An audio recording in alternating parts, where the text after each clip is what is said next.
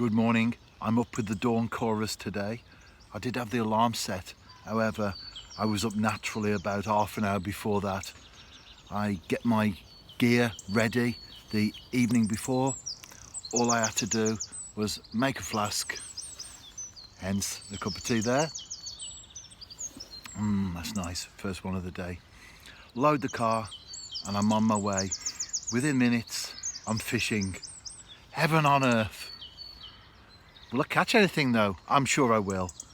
We seem to have turned the corner of the very harsh weather because the days are now far longer than the nights. We do have a chilly start to the day sometimes, and of course during April we can still have adverse weather conditions. However, the graph, the trend as far as the conditions are concerned is most definitely upwards. So I'm looking forward to getting some fish on the bank this morning.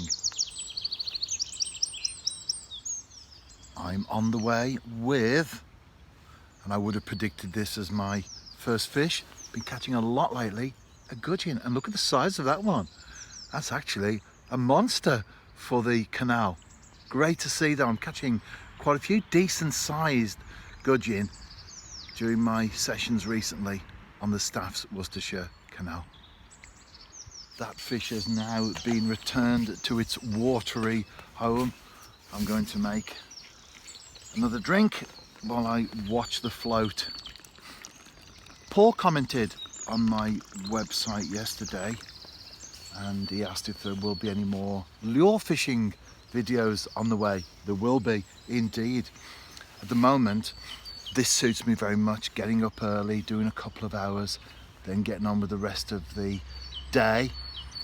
And of course, having to fish local and all that stuff with the lockdown. However, from Monday, we do have a little bit more flexibility. So I'll be taking a lure rod with me when I go to work on the way, and on the way back, hopefully we can fish more than once a day. At the moment, that is the restriction. He also asked a question, why are there no comments on YouTube? I have mentioned that from time to time. The comments are disabled, and it's purely, as I replied there on my site, purely a time management thing. There's nothing untoward going on, nothing negative at all. In fact, I only had a brief look yesterday just at the last 6 or 7 videos that I put on, and all the likes, all the people that had gone for the option of voting on the videos were all likes, no dislikes. Not that the dislikes discourage me, of course. I don't get motivated by likes, but I don't get discouraged by dislikes. But they were all likes, so that was really nice to see. That was good. So it's just a time management thing. For example, this year, 2021, I haven't even posted anything on social media. So I've got a Facebook and a Twitter account. I haven't even been on there at all this year. In time, will I close them down or just keep them dormant? I'm not bothered. I'm not likely to go on there at all. So I do post on my site, which in effect becomes my media presence, whether it's Twitter, Instagram, Facebook, Snapchat, whatever it is. It's still an internet presence, and I enjoy that I can post blog entries on there with videos, of course, and some text. I can keep things into categories, and I do enjoy going on myself. So it is an online diary really that I enjoy looking at.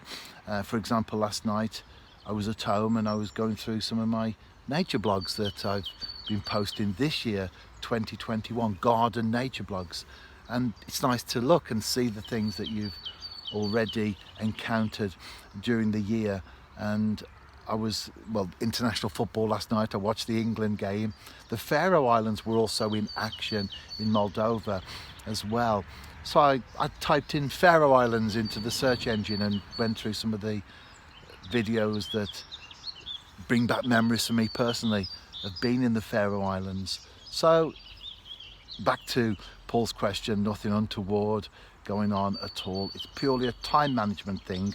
But as I said yesterday, it is nice to engage with people, and so there is a facility on there to post a comment if you wish.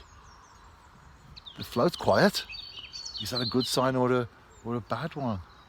It could mean the perch have moved in, and I did have a couple of up pulls yesterday. One of them definitely was a perch. The other one, couldn't honestly say.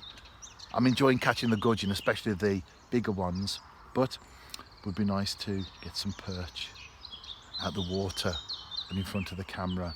Let's see what the next fish will be, shall we?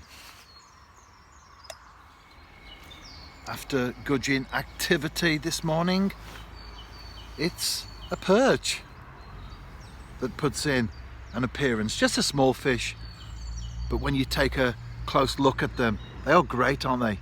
Lovely coloration, lovely markings, and the red on the fins there, the orange on the fins, that really sets the fish off.